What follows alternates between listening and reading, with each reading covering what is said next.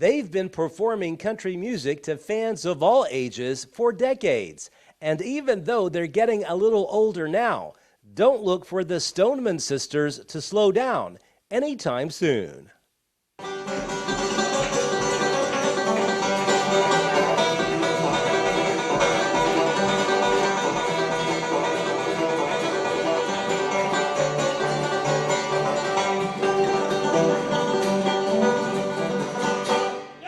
Roni Stoneman and her sister Donna recently performed to an appreciative audience at the Donoho Hotel in Red Boiling Springs. They are the last two living siblings of 23 children.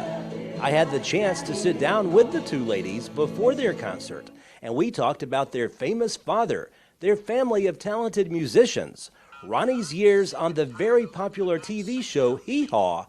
So, ha! I only got one dress, and a moth got into that one. And I'll bet it fit the moth better than it fit you. And how active they stay now, as they're both in their 80s. We played music because Daddy played music in the 20s with Mommy, and Daddy went to New York, and he tried out, and Thomas Edison liked him, and they did recordings for Thomas Edison. In 1914, he recorded a Wire record. Donna, do you remember the name of that? It was humbly done. It was just somebody had one of those, home thing, and so he tried out there. And then he heard one of his friends who had sung through his nose do the record didn't get too far, but Daddy says, I'd do better than that, Hattie. And Mommy said, well, you better go, and if you think you can, go ahead. So he went up to New York from West Virginia. He got a job in Bluefield, West Virginia, sweeping and doing a lot of jobs, enough to catch a train up there. Yeah. So he goes to Ralph Peer's office and he said, well, sir, I come to record. and Ralph Peer said, well, what do you do? He says, I do country music. We don't do any country music. We're looking for pop. He says, you're missing it, because people want to hear what's from the heart.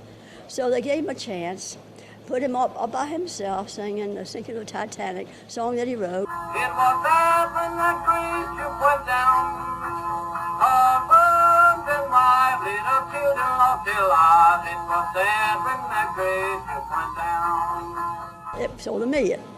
So then he wanted other people, and Daddy says, you're going to have to go to the country to get them. So they chose Bristol on State Street. Yeah. And that's what happened. Well, now, Daddy told Mr. Ralph Peer of Victor, it was Victor then, not RCA, Daddy recorded for 8 different labels, and he had his name changed every time he did. In those days, you could do that. He was Uncle Ben Hawkins and a whole bunch of other squirrely names, but Daddy was trying to make a living and trying. He had a lot of dream in his heart, and Mama said, go for it, And so he told Mr. Ralph Peer, he said, come on down to Bristol, the abundance of music in these hills. And Mr. Peer said, well, bring them on up here, Ernest. And Daddy said, no, these are mountain people, and they won't leave their home. You come to Bristol. And he said, well, now Daddy told me this. How are you going to get them there, Ernest? He said, leave that to me. So he went down to the the newspaper. Okay. And and this is in 27. And he showed him his council checks that he did for Victor and Edison and how much money he was making lots of money. So they all came. And now this is what I found. June Carter told me, and Mother Maybelle told me this. Mother Maybelle said, we was all sitting there one Sunday morning eating our last piece of country ham for breakfast. A.P. Carter was sitting over there in a chair, and he was reading the paper. And he said, why don't we just go on down to Bristol and see what this feller, that Ernest Stoneman, got coming in from New York.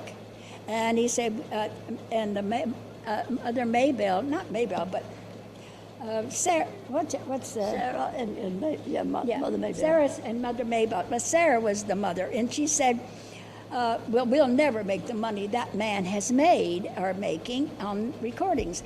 And he said, well, we're going anyway, because that was A.P. Carter. He had a grit, too. He's like Daddy, had a grit. did you all become interested in trying to be performers too? Daddy would get junk instruments. You know, he'd get pieces of instruments, bring them home and fix them up. And so I remember when he brought home a mandolin. I didn't know what it's called, but he worked and worked on it and got it together. And so he picked a little tune on it called Devil on the Fence Post. I still remember that tune. Yeah, my brother Jimmy was standing there, me and Jimmy was standing there, you know, watching him. So he laid it down and he says, no, I don't want y'all to touch that.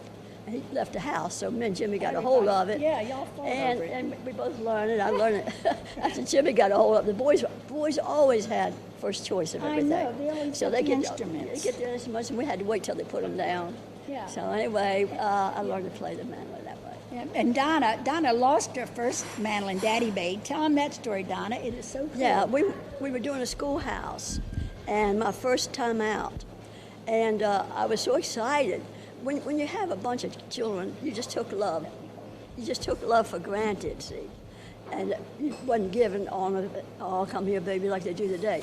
So I was given a lot of attention out there. Oh, they wanted my autograph, they wanted my picture. I got so excited. So when we got home, Daddy said, come on, youngins, let's load up. We got home, he says, Donna, where's your mandolin? I said, I don't have it. He said, you left it there. He says, I'll never take you again. And I went out in the woods and cried and cried. I said, I was a star for one night. So Daddy went and got another mandolin, and there's three of us that played it. Dean was very good. My brother Dean, Jimmy played it for a while, and then he graduated to the guitar and then the bass. I loved Hee Haw very, very much. It kept me in Nashville because it was filmed in Nashville. I had 7 children at the house, so I was glad. But the only thing I didn't like was the girls with the arthritis. No, no. I had the same dressing room, and I was ashamed I didn't want to dress around them. And because you wear my bra backwards and it fit, so I was very. Ronnie was like Grandpa Jones. She grew into her act. Some of the girls lost her because they started getting older. The sisters have a difference of opinion on how long they plan on continuing to perform for their fans. Until we die. It's very, very, very, very seldom anymore. Yes. I'm older. I've lost some voice. And so anyway, and I'm a preacher, so you know, I used to go and do lots of churches and do a lot of things overseas, you know, and missionary work, and work Muppets and all that stuff. And I used my family on soundtrack, and I would play in person in churches. So me and Ronnie was a little different.